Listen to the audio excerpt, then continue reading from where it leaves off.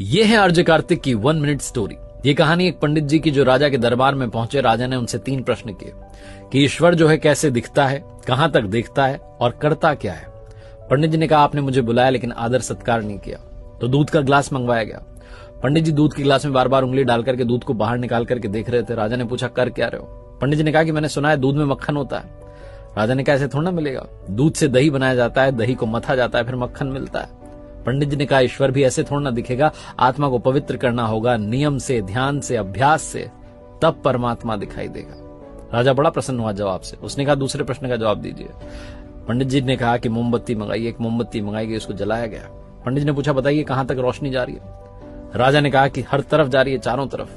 पंडित जी ने कहा बस यही, परमात्मा भी चारों तरफ देखता है, हमारे हर कर्म का हिसाब उसके पास है। फिर राजा ने कहा कि तीसरे प्रश्न का जवाब दीजिए, ईश्वर करता क्या है। पंडित जी ने कहा आप गुरु बनकर के पूछ रहे हैं कि शिष्य बनकर के। राजा ने कहा शिष्य बनकर के।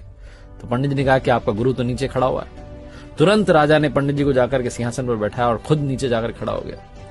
पंडित जी ने कहा आप बतलाने के लिए रह क्या गया है, बस यही तो ईश्वर करता है, पल में राजा को रंक और रंक को राजा बना देता है।